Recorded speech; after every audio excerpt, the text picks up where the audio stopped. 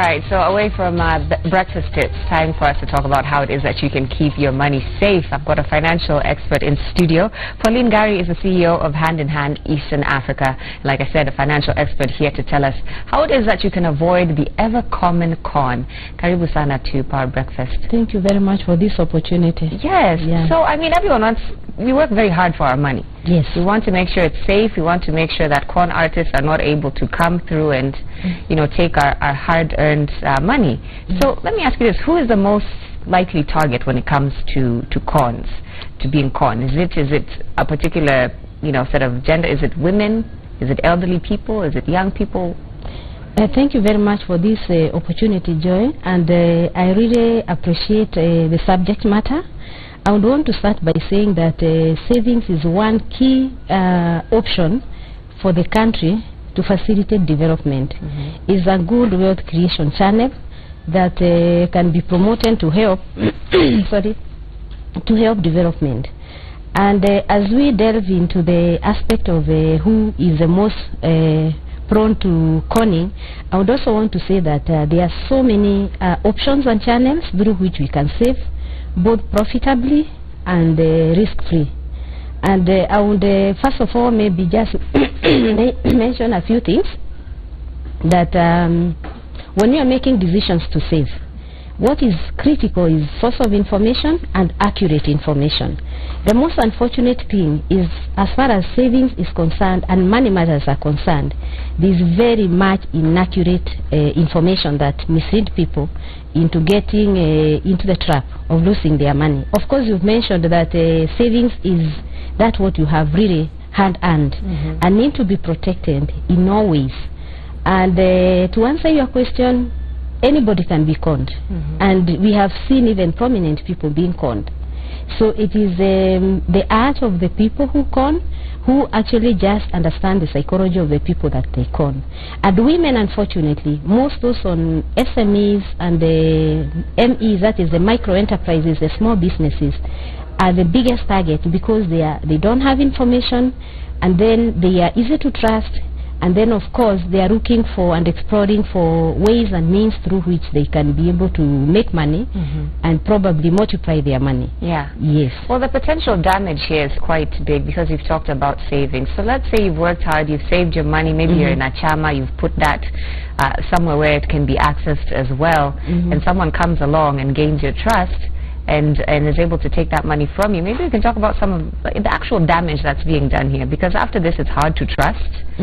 Your cash is gone. You don't know how to start over. So maybe we can talk about the damage that's actually done when someone is conned. I would say that based on where the money came from, because they depend on the source of the money, if it is your hand-earned savings, it is very, very painful, and the damage can go a long way. For example, if I had saved my money to pay school fees or to meet a basic need to invest as a small holder business, it is very possible that the derailment of my plans will eventually cause a lot of long-term damage.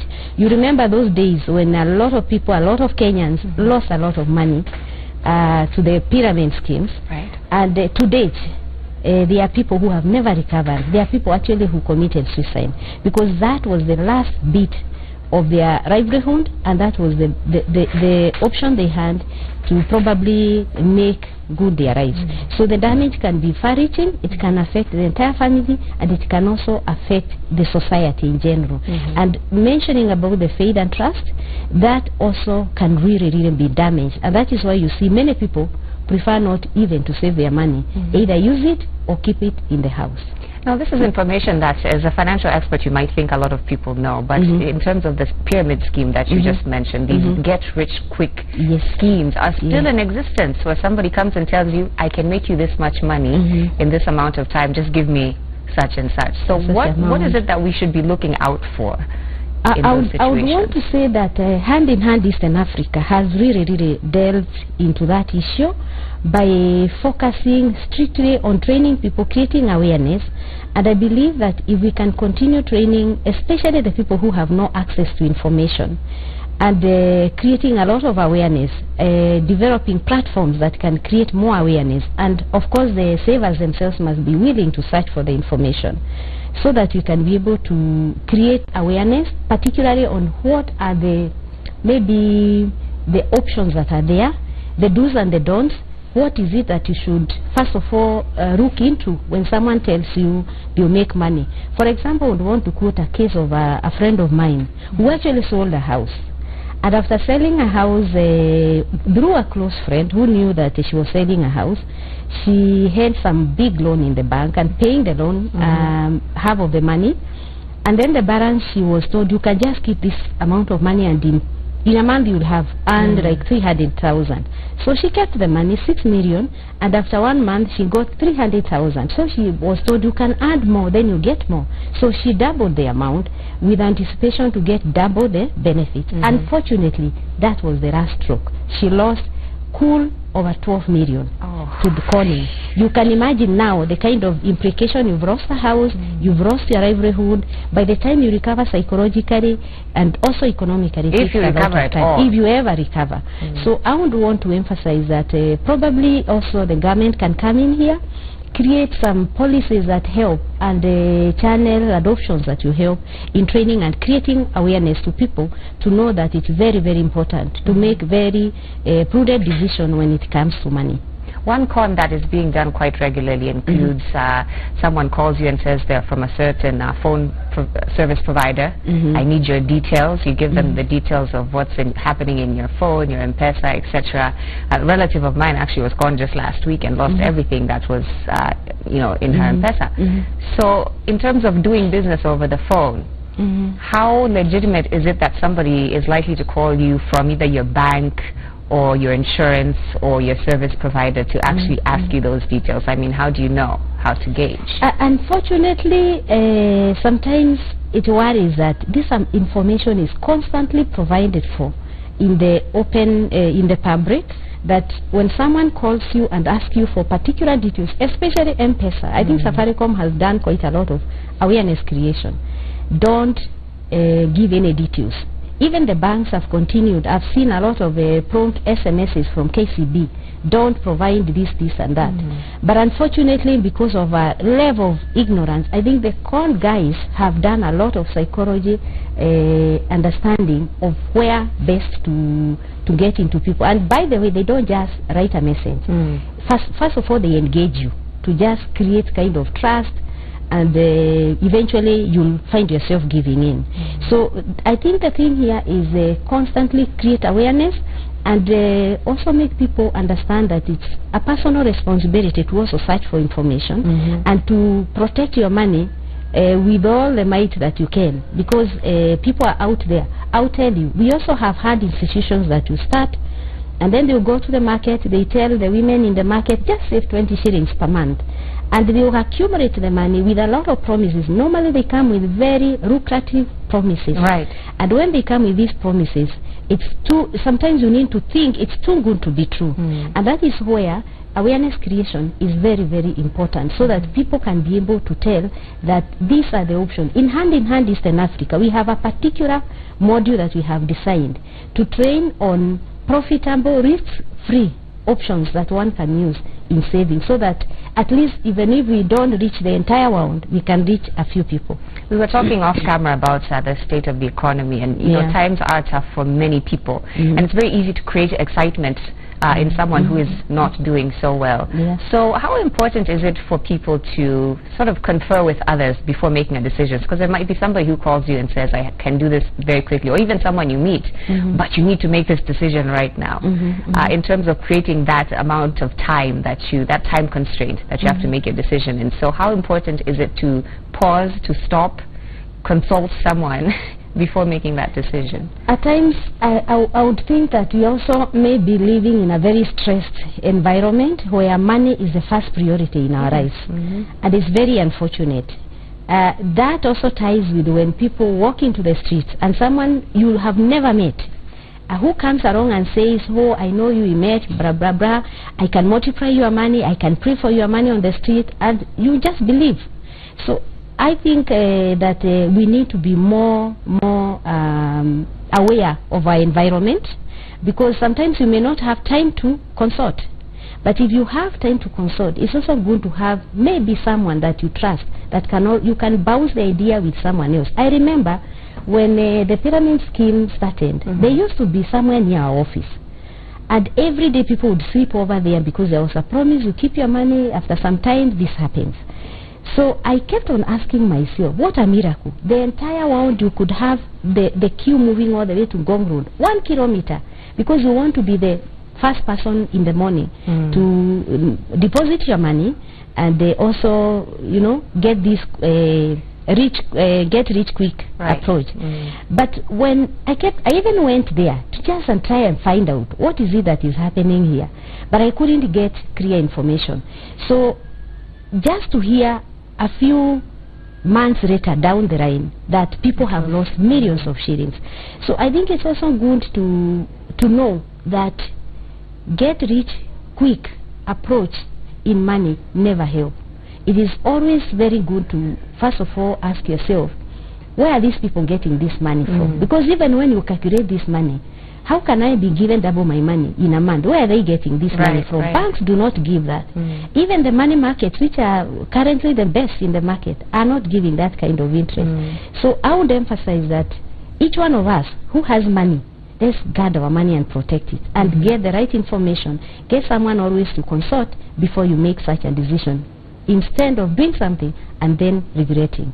So people who've been conned a lot of times will blame themselves for having lost that money. I mean, you're in a bad place, you know, economically, emotionally, and you just feel like it was my fault. You know, are they likely to be conned again because they were conned the first time, or what's the probabilities there of someone who's already gone through something and lost money? I think it depends.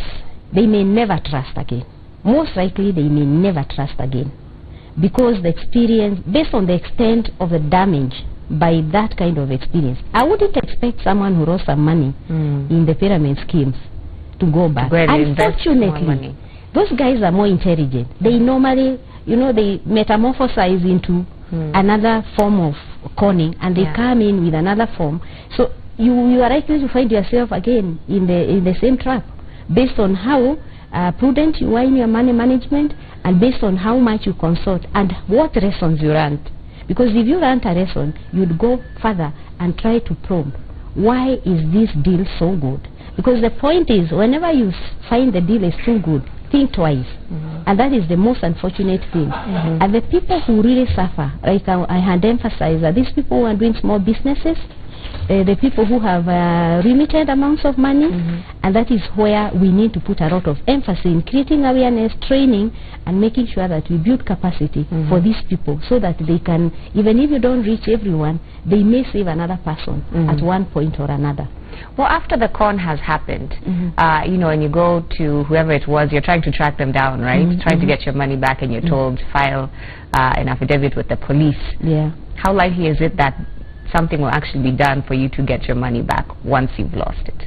In fact, my other challenge is on our systems in helping these victims. Because looking at what has happened in Kenya, so many instances of conning has happened, and unfortunately, rarely do we have the actual convicts being brought to justice, Yes. So, and that is why it is thriving. If we have had a system that is able to actually track these people down, I believe would have maybe constrained this practice. But because it's, look at what is happening. Every day you receive a call or an SMS. Yesterday I received one, by the way. Yesterday. That's Had you won on something? my phone. I was told someone sent me money. But it's very evident the M-Pesa doesn't come with someone's number. Phone number, But I'm told that now they're even sending with, you'll see the M-Pesa. The M-Pesa one. The actual M-Pesa. So, and you'll be told, you know, I sent you this money by mistake, it was for the hospital, please send it back. I'm also told that if you try to send that money back, again they sweep your account. That is the new approach to conning. Wow. That is why I'm saying that because there are no systems that are actually constraining this practice, we have kind of, if you look at Kenya, there are very many ways through people are conned. And if there was a system that has constrained, for example, the mighty, pyramid scheme thing, right, maybe we would not be having this kind of problem. Now they have metamorphosized in different forms and shapes, and they keep reinventing themselves. And they keep on reinventing themselves every time. Yeah. And you wonder where is the authority. So well, I think we need to do something. Yes, but ultimately the responsibility falls on us. And maybe you can just give us some final comments on how it is that we stay aware, keep our money safe, avoid the pitfalls of being conned and losing our money in all these different schemes. I would want to tell Kenyans that when the deal is too good, think twice. There's no way you can just have money multiplying, with some weird figures. And it's also good to seek information. It's good also to get someone you can consult and find out, is this good, is this bad, what do you think about this before you make such a decision, whether your money is small or whether it's a lot of money, because no money is small enough to be lost. So we have to protect our money, we have to know how to save, and we must always remember that our savings is our lifeline. And if we protect it, we can be able to create our own wealth instead of facilitating other people using our money to create their own wealth. So let's think twice. You can also give us some information on Hand in Hand Eastern Africa. If someone wants to get more information on the work that you're doing there, how can they go about that? In Hand Eastern Africa, we are a network member of a global Hand in Hand. We are a global institution, but in Eastern Africa, we are currently working in 24 counties out of 47 in Kenya. We've had a big project in Rwanda. We are moving to Tanzania, Arusha and Moshi. But in Kenya, our emphasis has been focusing on youth, promotion of youth, and women, especially creating awareness and capacity for people to do business as a means to job creation. We have a very high unemployment levels in Kenya, and the only very available option is to start sustainable enterprises that can engage people. So anyone wanting to reach us, you can reach us on our Facebook handle, you can reach us on our Twitter, you can also reach us on our website, that is www.handinhand-ea.org. Okay. Yes. All right. Thank you so much, Pauline Gari, financial expert and CEO of Hand in Hand Eastern Africa, for being here and enlightening us on how it is that we can keep our money safe. Thank you very much. It's my pleasure. Thank you so much. Yeah. We're going to cross over just shortly to Willis and Chef Ali to see the final products of what has been happening on our breakfast tips this morning. But do